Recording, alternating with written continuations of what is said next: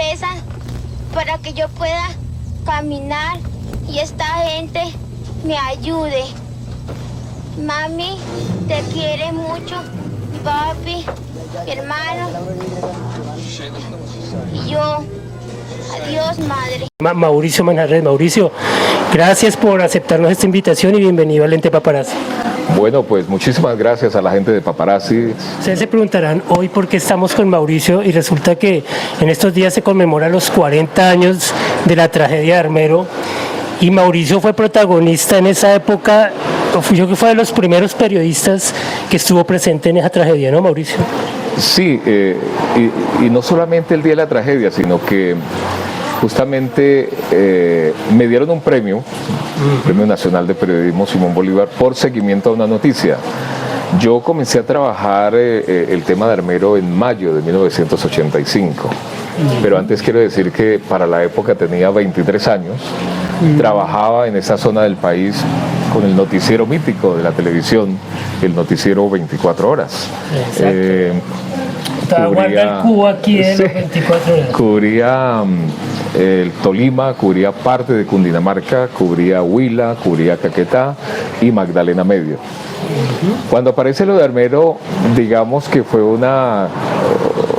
algo que nos llamó la atención porque el primero que me llama a mí es el comandante del Cuerpo de Bomberos del municipio de Herveo y me dice: hombre, Mauricio, ¿por qué no viene? Mire que llegaron dos especialistas que son suecos y otros suizos que acaban de escalar el Nevado del Ruiz y creo que regresan por acá mañana, que le van a hacer un estudio, que algo raro está pasando, porque la gente había denunciado que se escuchaban ruidos extraños en la noche provocados por el interior del volcán.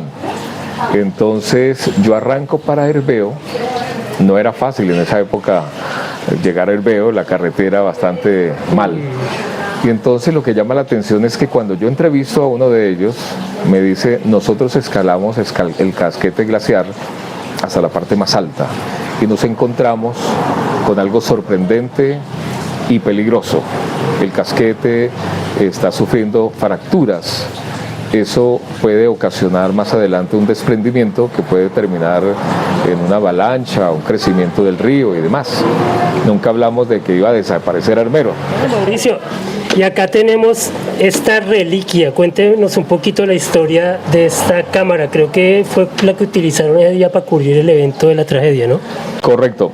Nosotros teníamos con Wilson Camargo, que era mi camarógrafo, una cámara un poco más pequeña, pero curiosamente días antes de la tragedia nos llegó esta. Esta nos la compartió el dueño del noticiero 24 horas, que era Mauricio Gómez, que en paz descanse. Sí. Mauricio Gómez dijo: ustedes ya merecen tener una cámara de más nivel, más moderna. Habían traído de Japón como 5, 6 o 7 cámaras para tener, digamos, nueva tecnología. Esta es una cámara de formato 3/4 que era para la época. Entonces, ¿qué ocurrió? Nosotros con esto comenzamos a hacer el registro noticioso del noticiero 24 horas, pero esta cámara, que ya había sido usada por el director del noticiero, Mauricio Gómez, tenía una historia especial porque con esta entrevistaron gente muy importante en el mundo. Increíble. Entonces, detrás de esta cámara hay mucha historia y que termina con Armero. Yo en Armero, el registro, estuvimos entre 30 y 33 días más o menos informando, haciendo notas, y allí termina pues el cubrimiento y al final Mauricio Gómez me regala la cámara. Oiga, no, entonces, chévere que la conserve. Sí, entonces no la utilicé, no la he visto como una reliquia, sino como la registro como símbolo de los periodistas que cubrimos la tragedia de Armero. Por eso la conservo. Ya de esto pues poco se ve y tenerla pues me parece un elemento maravilloso para contar historias, sí, porque también cuenta una cantidad de historias que yo tengo en el camino y que cubrí durante cerca de 1500 notas que hice en 24 horas en 17 años de servicio. Oiga, eso le iba a hacer preguntar, 24 horas, usted ¿qué edad tenía cuando cubrió el evento de la tragedia? Iba a cumplir 23 años cuando... ¿Y cuánto llevaba en el noticiero trabajando para ellos? No, llevaba 3 años. Curiosamente yo era el más joven de todo el elenco del Noticiero 24 Horas. Hacíamos no solamente parte digamos, de información, sino hacíamos parte de la nómina del Noticiero 24 Horas. Y yo tenía un cubrimiento bastante grande porque tenía Tolima, Huila, Cundinamarca, tenía Caquetá y todo el Magdalena Medio, que para la época era el mayor cubrimiento que yo tenía porque había nacido allí, digamos, el tema paramilitar. Entonces claro. Eso generaba un montón de muertos y situaciones dolorosas en toda esa zona. ¿Qué estaba haciendo Mauricio Manjarrés esa fecha de la tragedia? Usted estaba en Ibagué, me imagino, pero ni se imaginaba cómo se empezó a enterar. Bueno, yo siempre compartía mucha información con John Jairo Buenaventura, que era el periodista de RCN Armero. Con él compartía mucha información del norte del Tolima y me alimentaba en notas. Le decía, mire que está pasando algo en Mariquita, algo en Honda, algo en La Dorada, etcétera. Entonces manteníamos en contacto. 3 días antes de la tragedia, el Noticiero 24 Horas se interesó porque hiciéramos una nota porque del volcán estaba saliendo azufre y otros elementos que estaban cayendo y contaminando el río Lagunilla. Y por ese efecto se estaba muriendo el pescado. Claro. Entonces yo hice una nota al respecto. Ahí entrevisté al señor alcalde Ramón Rodríguez. Esa noche bueno. usted estuvo, digamos, acá creo que había un partido de fútbol Sí. de Tolima, bueno, hay gente que decía que estaba... No, a ver, ese día, el 13 concretamente, Sí. muy temprano, yo me comunico con Jairo Buenaventura a Armero y él me dice, hay ciertos olores como azufre, ¿sí? Y está lloviznando y demás. Pero había expectativa por un partido de fútbol que transmitía la televisión, Sí. creo que jugaba Nacional y Millonarios, algo así, no recuerdo bien. Y entonces habían varios consultores o gente que estudiaba algo del volcán y se atrevían a hablar, a decir algo sobre el mismo. En ese momento ya eran las 2, 3 de la tarde y entonces él me llama y me dice que escucharon unos sonidos extraños desde el volcán.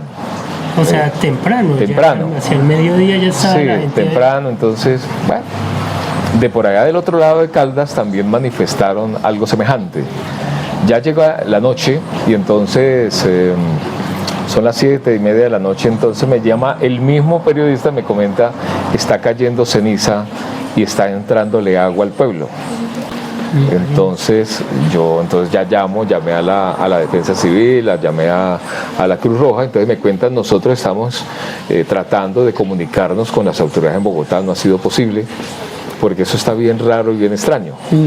Ya pasó más tiempo, 8:30 de la noche, vuelvo y yo lo llamo, entonces me dice no, le cuento que mucha gente está abandonando el pueblo, se están yendo. Sí. Para evitar cualquier situación, porque de todas maneras en ese tiempo se hablaba que Armero estaba amenazado por el volcán. Claro. Además que habían dos historias gigantes comprobadas científicamente, que Armero había sido arrasada, una como en 1545 y otra no recuerdo exactamente la fecha. Entonces, ese momento, pero él me dice, yo acabo de enviar a mi suegro, acabo de enviar a mi familia a Ibagué y se acaban de ir. Yo me quedo en Armero informando. Hubo gente que sí tuvo la prevención de irse, que es lo que uno piensa, y hubo gente también, yo escuchaba que hubo gente que llamaron a las 10, 11 de la noche y algunos decían, no, eso no pasa nada, no pasa nada. Yo acá sigo viendo televisión, tranquilo, mi hijo, que acá estamos bien. Entonces la gente que se confió fue la que pronto... Sí, pero alguien había pasado antes con un megáfono por las calles de Armero diciendo que por favor cerraran bien las puertas, que taparan las rendijas con trapos mojados o con periódico mojado para que no les fuera a penetrar el olor. El olor. Entonces eso se quedó ahí. Sin embargo, hubo un momento en que la gente, pues claro, creyeron de pronto que era así el tema y se quedaron en casa. Sí. Ya después, ya eran las 11 de la noche y yo salgo de Ibagué a las 11 de la noche. con mi camarógrafo. A las 11 de la noche usted toma la decisión de Y nos irse a fuimos. Armero. Yo llamo a Mauricio Gómez antes, a esa hora, pero como ya llevamos una secuencia de Armero, Sí. entonces, no, hágale para que tengamos registro. Pero yo tenía que haberme ido tipo 10 de la noche. Pero mi camarógrafo no apareció sino después de las 11 de la noche. Ya cuando llegamos acababa de pasar la avalancha.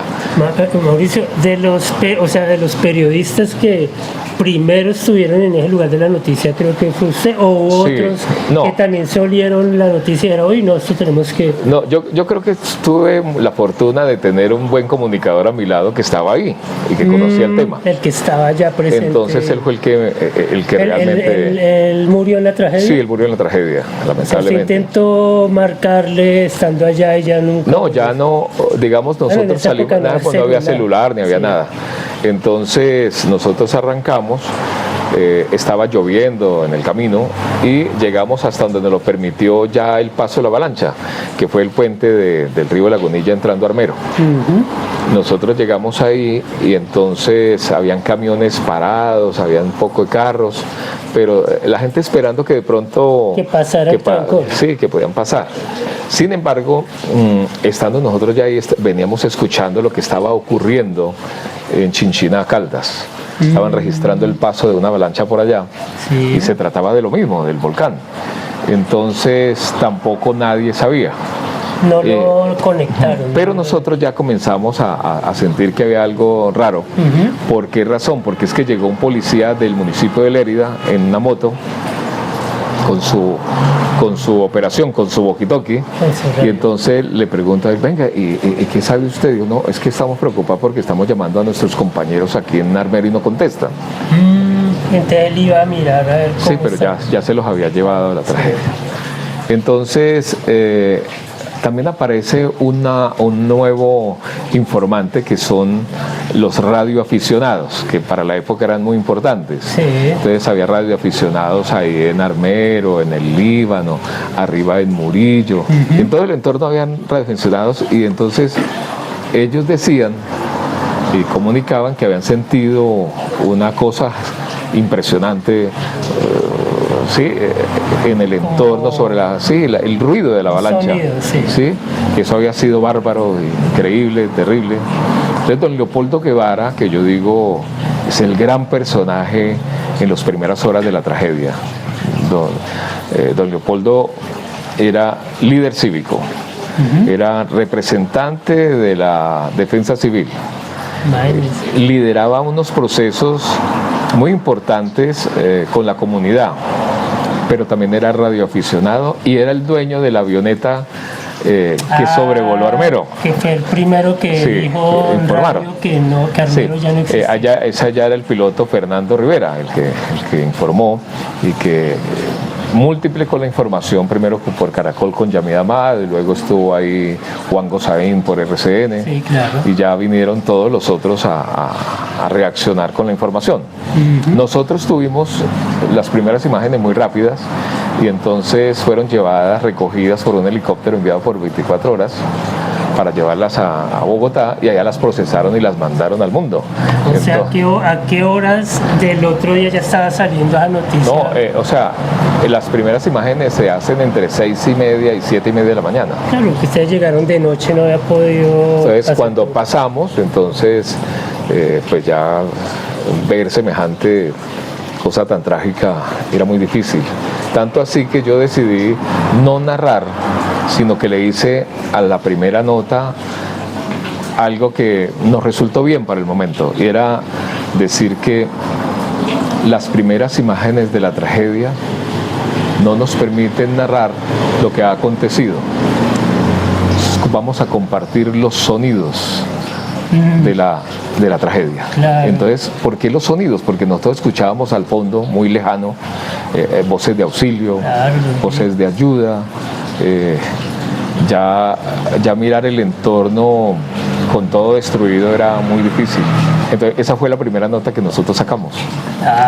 Y gustó porque era estar uno ahí dentro del dolor de la tragedia es algo muy complicado. Eso me marcó a mí pues para toda la vida. Claro, sí, muy difícil. Primero, Mauricio, ahorita tenemos este radio. Cuénteme la historia de este radio. ¿Lo trajo de Armero? Efectivamente, este radio lo encontré en la cresta de la avalancha, muy cerca donde quedó Mayra Sánchez. Ah, sí. Fue una curiosidad porque íbamos pasando buscando información y demás, y entonces me acerqué y entonces yo lo dije, ve, me lo voy a llevar. Al final no lo vi como una reliquia, sino como un símbolo de los periodistas que cubrimos la tragedia de Armero. Ese es un radio alemán, por lo que yo pude averiguar. Este radio, al parecer, sus dueños eran unas personas pudientes de allá de Armero. Dentro de las exposiciones y conferencias y charlas que he dado, a veces lo llevo como para recrear la acción. Entonces le han aparecido dueños. Entonces sí. Algunos americanos dicen, no, es que ese radio era de fulano de tal, ese radio era de tal otro, ese radio no sé sí. qué. Y se lo entrego al que me traiga la factura. Entonces, es un radio, ya como claro. Usted ve, cómo pesa. Sí. Es un radio de tubos. Bueno, tiene todavía esquilas de la avalancha. Curiosamente quedó encima en la cresta de la avalancha. Entonces yo me encarté como todo un día con él, claro. Porque me tocaba que transportarlo pesa. Para todas partes. Ahí donde lo he pesado. Y entonces también ha sido sugerido por varias empresas, entidades del Estado que han querido desde entonces, hace 40 años, hacer un museo. Y entonces el último que lo pidió en público fue la Cruz Roja. Entonces yo dije, no, pues yo lo quiero conservar porque claro. Es un tema símbolo, ¿sí? Y además el radio ya no es mío. Entonces mi hija le dijo, no, ese radio es mío. Entonces él dijo, ya no hay nada que hacer. Ya no hay nada que hacer. Oiga, Mauricio, ¿qué pasó a las 6 de la mañana, 5 de la mañana, cuando todo se despejó? ¿Qué pasó ese momento de 11 de la noche a 4 de la mañana? Porque me imagino que ustedes solo escuchaban gritos, todo era oscuro. Ustedes dirían, pero ¿qué pasó? No podemos ver en realidad la situación. Sí, la verdad, alguien le decía que uno de los radioaficionados que está en la parte alta, por alguna montaña que tenía visibilidad sobre Armero, él mismo dijo, no hay una sola luz en Armero. No se ve nada, no se ve absolutamente nada. Sin embargo, después de las 12 de la noche hacia este lado comenzaron a aparecer algunos sobrevivientes de manera sorprendente. Se escuchaba el agua del río que seguramente bajaba con una cantidad de cosas todavía. Y en ese espacio comenzaron a aparecer sobrevivientes. Sin embargo, en la zona, yo recuerdo que había una finquita por ahí donde había como una rumba, ¿sí? A pesar de ser miércoles por la noche. Entonces se reunían, seguramente algunos de ellos salieron afanados ya a la madrugada a buscar regresar a sus casas a Armero. Y ahí fue donde se encontraron que no había paso, que ya no existía y demás. Entonces viene entonces, yo diría, el momento clave de conocer la realidad, y fue el momento en que sobrevoló la avioneta el piloto Fernando Rivera. A partir de ahí los medios de comunicación comenzaron a llegar. Yo simultáneamente como periodista trabajé como para 8 medios internacionales, gracias al noticiero 24 horas. Bueno, yo no tenía para la época, digamos, la experiencia que me hubiera gustado tener en su momento, pero creativamente salí adelante con lo que me tocó hacer a mí. Claro. Ese fue, digamos, el momento. Mauricio, en medio de la tragedia, digamos, yo creo que es muy fuerte ver una situación que uno lo puede decir que es como algo irreal, ver las personas como salían llenas de lodo y todo ese cuento. Usted, digamos, tuvo oportunidad de hacer entrevistas en ese momento a las personas. Sí, es muy doloroso, ¿no? Como periodista hacer una entrevista ahí, porque qué pregunta, ¿sí? Sin embargo, en medio de todo eso, muchos sobrevivientes querían hablar, porque querían mandar un mensaje a sus familias en el resto del país. Yo me acuerdo de una señora cerca a la 100 del puente que quedó en pie, me llamó periodista, periodista. Y ella salió casi que desnuda y entonces me dijo, déjenme hablar porque yo quiero que mi familia sepa que quedé viva. ¿Sí? Los demás se murieron, pero yo quedé viva. Entonces, digamos, ya es un contacto distinto y entonces el medio se convierte en el contacto para que las familias sí, todos se encuentren sí. en la situación. Pero sí hablé con mucha gente, algunos que se salvaron, digamos, tenían visiones y tenían su propia historia, porque eran miles de historias distintas. ¿Sí? Entonces, escoger una o escoger otra no era fácil, ¿sí? Yo recuerdo, por ejemplo, una nota que pasó, que fue muy complicada, me impactó muchísimo porque los organismos de socorro salvaron a una persona, la sacaron del barro, del lodo, y en el momento en que la llevaban para la ambulancia, él le quita un puñal a uno de ellos y el mismo... Sí, estaba sufriendo mucho. Seguramente estaba sufriendo, después de ver semejante tema no es fácil. Pero fue muy doloroso, a quienes cubrimos eso y no teníamos la experiencia, eso lo marca uno para toda la vida. Muchas cosas en el camino. Mauro, hablando de eso, hace muchos años usted sacó esto es que un cassette de VH, beta, sí, no me acuerdo. En esa época ese era el VHS. Sí, para los jóvenes como la hija de Mauricio dirá, ¿esto qué es, papá? Pero usted cuente un poquito, ¿esto qué es? Era el formato, así como hablamos de la cámara que era formato 3/4, sí. Este es un formato VHS. También existía el formato beta. Sí. Después vino el Betacam.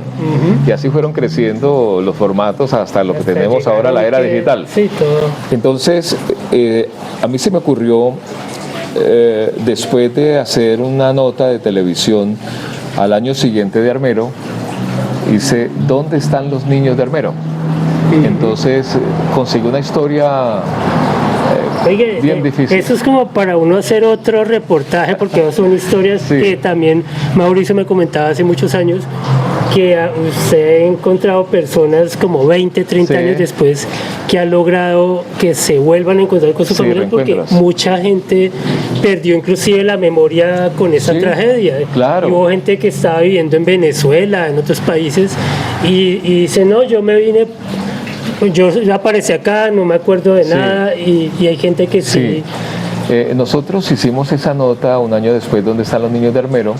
Mostramos imágenes donde estaban, inclusive están en manos de personas importantes de la ciudad de Ibagué, porque el Bienestar Familiar montó un programa que eran los hogares amigos. Entonces algunos los recogieron, inclusive una familia muy importante tenía uno de ellos, ese niño estaría cumpliendo cerca de 40 años y murió hace poco, pero encontramos el registro de otros muchachos, de otros niños, y cuando los pasamos, varias personas de Armero dijeron, acabamos de ver en el noticiero las imágenes de mi hijo, y tal, y tal, y tal. Entonces, en ese registro yo encontré 6 padres de los niños que estaban en ese momento en Ibagué. Algunos estudiaban en la casa del niño, los tenían allá, y todos se vestían igualito con el uniforme. Y yo recuerdo que una pareja que fue a 24 horas en Bogotá a registrar, dijo, no, es el niño. Sí. Pero, venga a Ibagué. Entonces vino a Ibagué, nosotros le hicimos seguimiento, fuimos a la casa del niño. En esa época las pruebas de ADN no se hacían en Colombia, sino en Estados Unidos, pero pasó un hecho trascendental, para no hablar de tantos. Los llevaron allá a las autoridades, a la casa del niño, a un gigante patio, y entonces los pararon a la pareja en un lugar y los niños allá. Y uno de los niños comenzó a mirar y miraba para todas partes, pero los miraba a ellos. Y entonces vino el momento de la reacción, del reconocimiento, cuando de repente el niño arranca a correr hacia ellos. Uy, no. Y se encuentran. Súper. Ahí no vale nada el ADN. No. ¿Sí? Ya más entonces eso fue muy bonito, encontrar los padres de ese niño. Y así pasó con otros 5. No, ya 40 años, yo creo que eso siempre fueron como 25.000 muertos, ¿no? Sí. Eso, historias yo creo que podrían ser eternas para contar. El país no estaba preparado para eso, ni la nación, ni los periodistas, ni los organismos de socorro, ni más. Y a mí siempre me ha llamado la atención las cifras. Siempre hablamos que hubo 25.000 muertos, pero hablamos de 23.000 damnificados. Entonces no puede ser... Claro, que también dejar cuando, de cuando la época Armero no tenía más de 25.000 personas. Entonces, bueno, sí.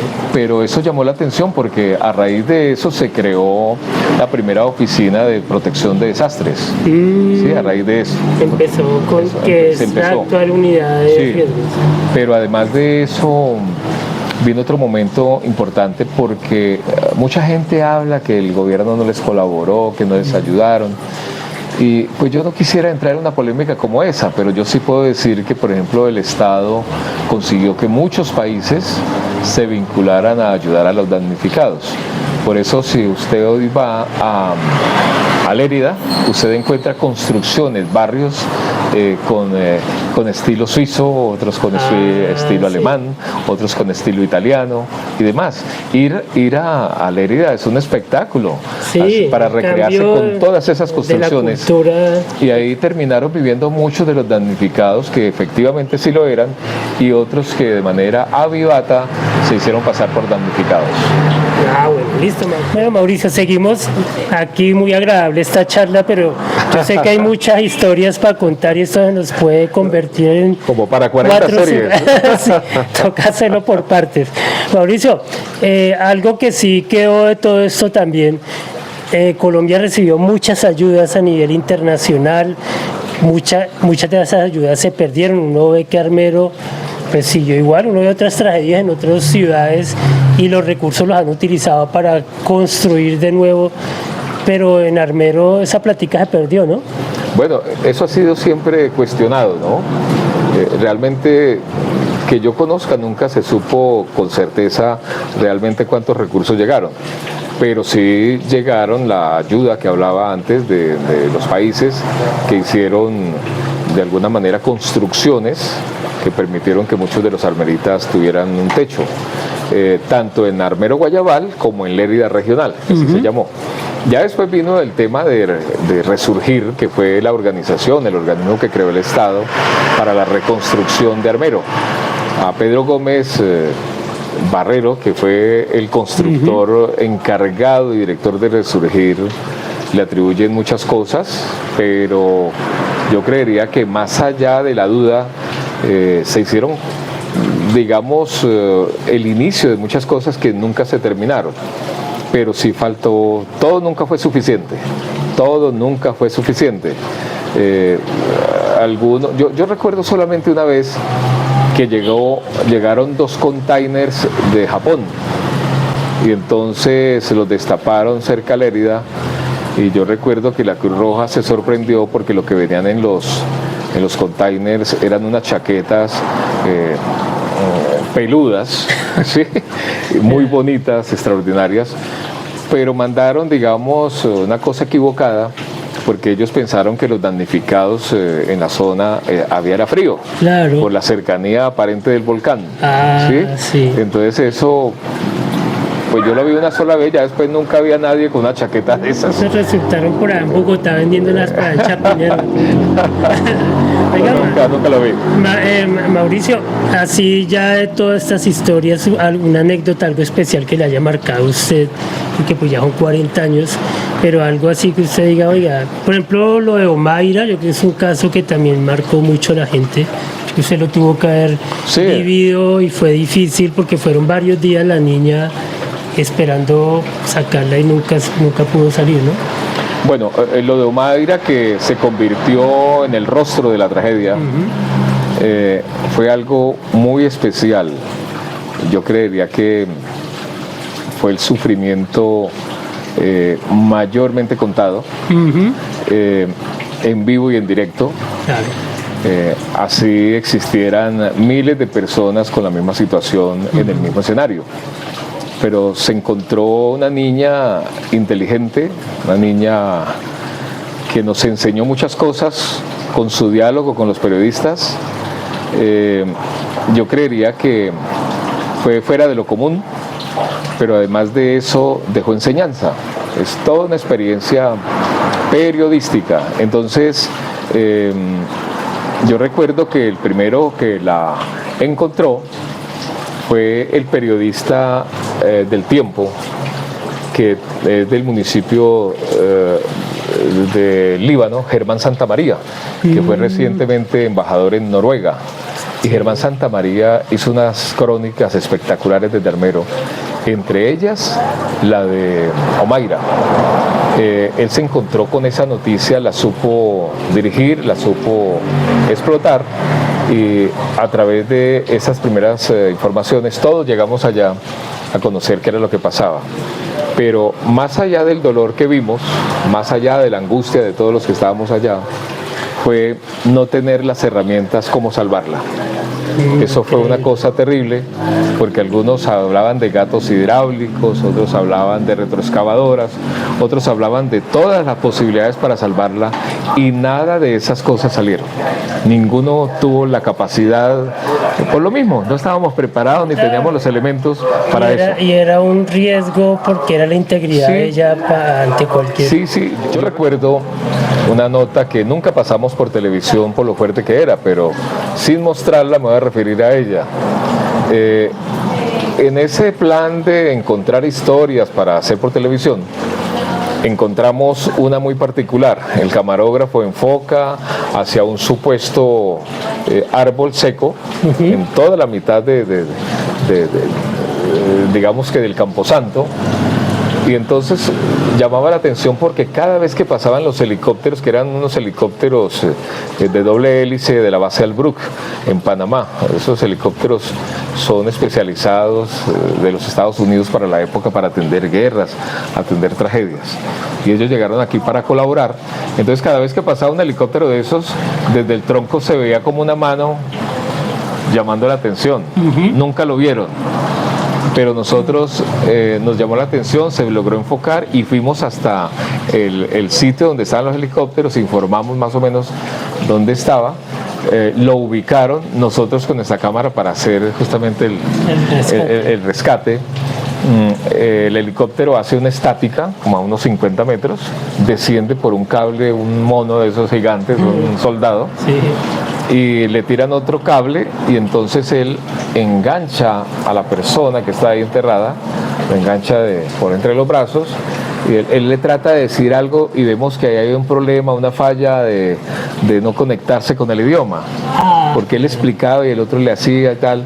En un momento a otro el soldado le dice al helicóptero: suba. Entonces, en el momento que lo suben se desprende de la mitad de la persona. Entonces tratando de decir que son cosas absolutamente terribles. O por ejemplo la historia de un piloto conocido allá que le decían Calandraca. Él sale con su familia corriendo de su casa, a un costado lleva a sus hijitos, son un niño pequeño, dos niñas grandes y la señora en el otro brazo. A 3 o 4 cuadras de donde él sale corriendo, ya no veía nada porque no había luz ni nada, le aparece en una esquina la avalancha y le quita de las manos por un lado a las dos niñas y a la señora. Y él se queda con el niño, que también se lo alcanza a arrastrar, pero él hábilmente logró colocarlo, pero había sido muy golpeado. Y solo a los 2 días interviene un rescate donde él tiene al niño en los brazos y el niño se muere. El niño se muere en los brazos de él y él pierde todo.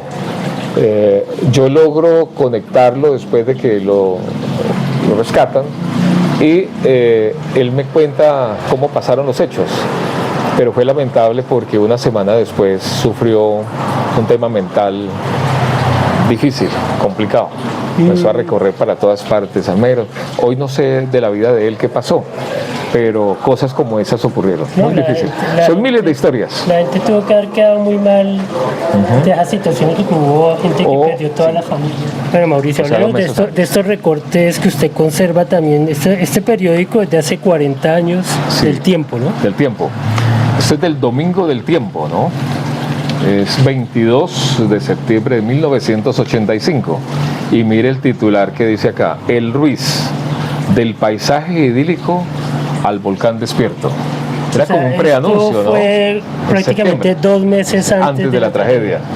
Ya se veía venir. Ya, y mire, hay unas imágenes del volcán.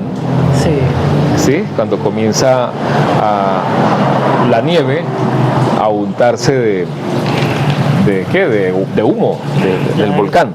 Pero también está el del diario, ¿cómo se llama? El diario La Patria, de Manizales, que conjuntamente para la época nosotros hicimos el primer reporte con los que subieron al volcán y nos dijeron en mayo que ellos habían subido hasta la cúspide y que habían encontrado de una manera alarmante y peligrosa el casquete glaciar fracturado.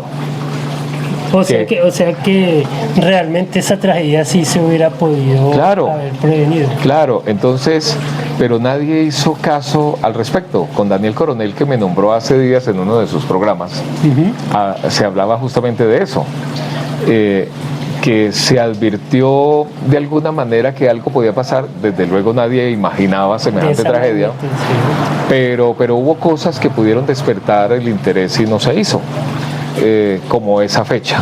Tanto así que el noticiero mítico 24 horas guardó mi reportaje con ellos casi 20 días, casi un mes, porque temían que de pronto pudiera existir de alguna manera que el país reaccionara negativamente. Pero el diario La Patria, que para la misma fecha hicieron la nota, ellos sacaron un domingo cualquiera, sacaron la nota. Y entonces 24 horas al martes siguiente dijo, hagámoslo de nosotros. Y eso hubo una cantidad de críticas al respecto.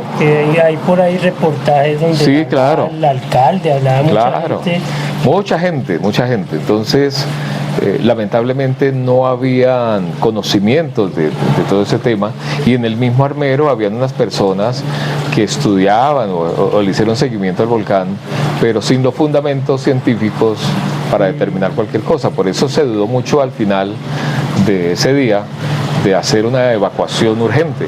Entonces llamaron al gobernador del Tolima, no se pudo de la cosa porque había que llamar a Bogotá, y en Bogotá tampoco definieron el tema. El tiempo fue pasando hasta que les llegó la avalancha encima. Entonces, pues después de eso quisieron culpar a mucha gente.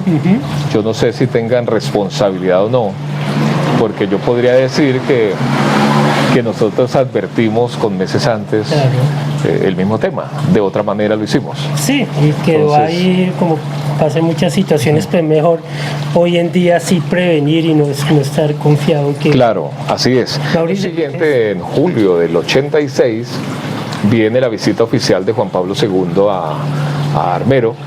Allí obras sobre la cruz, arrodillado, y entonces encontramos unas frases que para mí significan mucho y que justamente ahora que voy a presentar la conmemoración de la tragedia, voy a iniciar mi presentación con eso. Dijo Juan Pablo II: aquí donde estuvo la vida, perdón, es lo contrario, aquí donde estuvo la muerte, nace hoy la vida. Eso fue un mensaje muy lindo del Papa Juan Pablo II, que invocó a Armero a reflexionar en medio del desastre. Este video lo puede encontrar la gente, ya lo subió a redes. ¿Cuáles son sus redes sociales? Para que la gente lo siga, lo busque. Venga, hay una cosa bien interesante. Sí. Este video se hace para Señal Colombia. Inclusive me acuerdo ahora que usted fue el autor de la imagen de la portada. En el momento en que los rescatistas de la Cruz Roja y demás atienden a Omaira. Sí. se hace eso para Señal Colombia y resulta que Señal Colombia cuando lo emite lo copiaron muchos armeritas, lo copiaron al aire sí. y entonces lo copiaron, inclusive copiaron la portada y esos fueron los primeros videos que se vendieron en el Camposanto de Armero. Cada plática fue por otro lado. Por cantidades eso vendieron ese video, ¿no? Con imágenes interesantes, no las tan dolorosas, sino digamos que el panorama de lo que registraba además. Alguna vez fui con una armerita armero y entonces yo le dije, mire, ese video yo lo hice y lo construí y tal, ahora lo venden acá. Pero me da mucha alegría que mucha gente se beneficie con la venta de ese producto. Y de todas formas, Armero, allá hay ahora ya hay más cantidades de cosas, hay como un museo allá también que hicieron. Y entonces mi amigo le preguntó al señor que nos fue a ofrecer mi video, le dijo, oiga, ¿y ese video quién lo hizo? Le dijo un periodista de Ibagué que se llenó de billetes. Y se estaba esperando de billetes. Yo estoy esperando todas las regalías del video. No, eso no hay problema. Yo creería que eso es un aporte de lo que yo viví al lado de Armero, que yo guardo en mi corazón y en mi alma, ni más faltaba. Eso, la vida uno lo lleva a escenarios complicados, difíciles como periodista, y para mí esa es la mayor dificultad que tuve iniciando como periodista. Sin embargo, me marcó para siempre. Hoy 40 años después seguimos hablando de Armero. Estaba muy joven usted cuando hizo ese cubrimiento, pero lo hizo con gran profesionalismo y vea, hoy en día por eso se ganó también un premio de periodismo, ¿no? Ganamos el premio ganamos 2 premios, ganamos Simón Bolívar por seguimiento a una noticia, que fue todo lo que construimos en el 85, desde mayo hasta la fecha de la avalancha. Y el otro premio correspondió al trabajo de campo, al trabajo de campo, cómo lo presentamos, cómo lo manejamos en plena tragedia, con respeto por la avalancha, por los damnificados y por los sobrevivientes. Mauricio, bueno, muchas gracias por esta nota. La hicimos acá en su casa. Vemos que usted es muy amante del arte, ¿sí o no? Lo vemos con muchas pinturas acá usted, y acá acompañado de su familia. Hábleme de sus hijas, ¿son también comunicadoras sociales o qué hacen? Bueno, yo tengo una casa aquí donde ya he vivido muchos años. Como reportero me dio la oportunidad de recorrer mucha parte del territorio nacional. Hice una colección de radios, los famosos radios que tenían particularmente los campesinos, que eran los radios pequeños, algunos así como de tubos y otros y demás. Todavía tengo muchos de ellos. En el camino uno va entrevistando mucha gente. Entonces entrevisté por ejemplo, a Rodesmar de México, Zamorano de Chile, a varios pintores nacionales. Entonces con ellos tuve la cercanía de hacerme algunos cuadros, ¿no? No los compré con el valor real porque eso fue más bien como un agradecimiento, decirme, venga, yo quiero que usted tenga un cuadro como tal y demás. Y sí, tengo algunos. Entonces, que me llenan de vida, porque primero son originales y segundo porque la temática me gusta, pues la temática está basada en temas musicales. No, y que cada uno cuenta una historia, cada cuadro tiene su historia, su personaje, con el cual usted lo puede contar. Cuando uno recorre la casa de Mauricio se deleita, ¿verdad?, con todas las pinturas y las cosas, y es muy chévere. Mauro, usted tiene redes sociales, ¿dónde puede uno encontrar más información de Armero? Porque pues usted debería de tener ya ahí tiene sus hijas que le pueden manejar sus aquí está Maura. Maura está estudiando psicología. Y Maura, yo creo que de lo más cercano que tengo, porque ella es la que ha recogido todas mis historias. Ella conoce casi todas mis historias, porque cuando viajamos juntos o estamos juntos siempre le cuento. O sea que ya puede escribir un libro de Mi papá el periodista. Ahí está el título. Sí, y entonces toda esta historia ella la conoce. Tenemos, por ejemplo, un archivo gigante del Tolima, un archivo en video del Tolima que yo sé que me atrevo a decir que es el más completo que yo tengo o que alguien tiene en el departamento.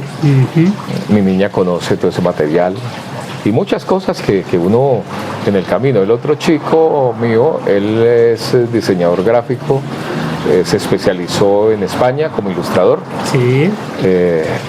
Ha viajado siempre entre Barranquilla y Barcelona.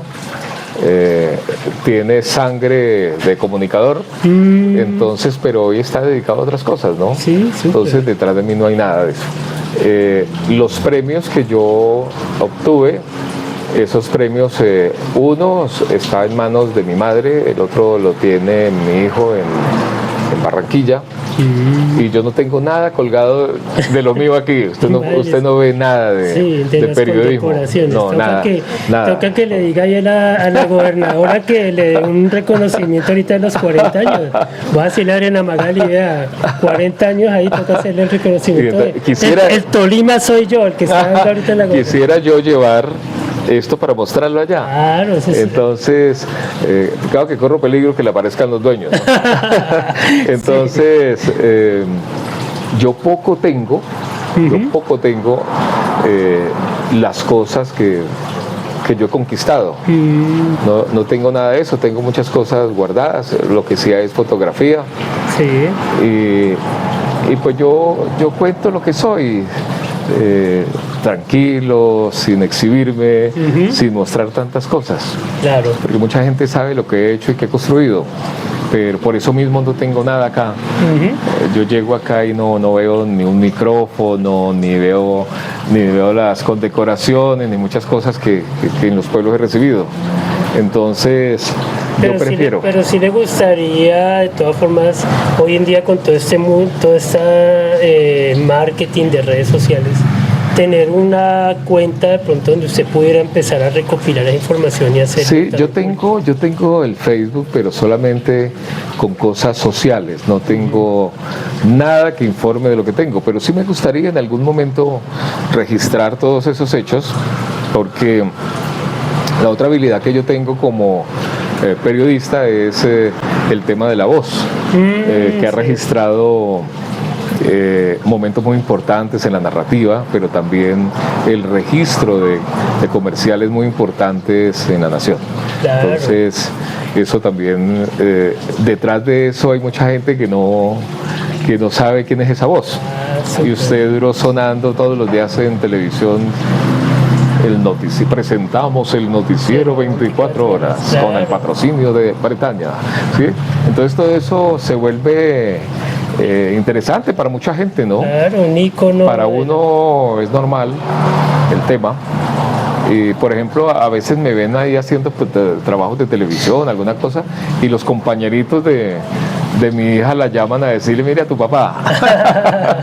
Sí, entonces, ya tiene club de fans. Sí, mi hijo hasta cierta edad quería imitarme, pero de manera jocosa, no, claro, para trabajar. Sí, no ¿sí? Para que fuera el legado tampoco. Nunca les hice fuerza porque hicieran este trabajo, la carrera. Nunca les hice fuerza, primero porque le dije, a mí me tocó muy difícil, muy duro. Era muy complicado, pero ahora es peor porque hay mucha competencia. Sí. Gracias por este espacio. Esperamos más adelante volvernos a reencontrar, contar más historias, pero chévere este espacio donde pudimos conmemorar y recordar todos estos momentos de los 40 años. Pues Gustavo, muchas gracias por invitarme a su prestigioso medio de comunicación, los amigos de Paparazzi. Gracias por permitirme compartir con ustedes algo de esta gigante historia, y desde luego que no olvidemos que el Tolima posee tantas cosas bonitas y bellas que podemos transmitir positivamente a la nación y al mundo. Yo les quiero agradecer inmensamente, quiero saludar particularmente a los armeritas, a tantos amigos que tengo allá, los que se fueron, a sus familias, mi abrazo solidario, y espero que en el corto tiempo nos volvamos a ver. Nos vemos por ahora el 13 de noviembre en el Campo Santo de Armero. Mauricio, y las redes sociales para que la gente lo siga y esté enterado más de su vida. Bueno, me consiguen ahí en el Facebook, es lo único que tengo, me consiguen en el Facebook. Cualquier cosa estoy para servirles. Por ahí podemos hablar, dialogar, compartir. Entonces, a quien utilice el Facebook, los espero ahí. ¿Cómo es el nombre de la cuenta en Facebook? La cuenta es Mauricio Manjarres. Ah, bueno, Mauricio. Todavía no tiene TikTok, todavía no se ha puesto a bailar. No tenemos TikTok. Lo que tengo es una cantidad de música aquí que me gusta escuchar de todos los tiempos. Ah, bueno. Antes de su llegada estábamos escuchando a Rodolfo Aicardi y al loco Gustavo Quintero, que son las dos voces que identifican el diciembre y que Claro. ya a esa altura de la vida comienzan a sonar como cada año. No, o sea que la próxima vez que venga vamos a encontrar acá es todo decorado ya de Navidad. Sí, ya correcto. Casi, ya casi. Ya poco, eso ya le toca a mi querida esposa, que hoy está un tanto Está en manager. Sí, hoy atenta de todo lo que acontece con varias entrevistas que se hicieron aquí hoy. Bueno, Mauricio, muchas gracias. Muy amable, Gustavo. Saludos a la familia. Listo, chao, chao.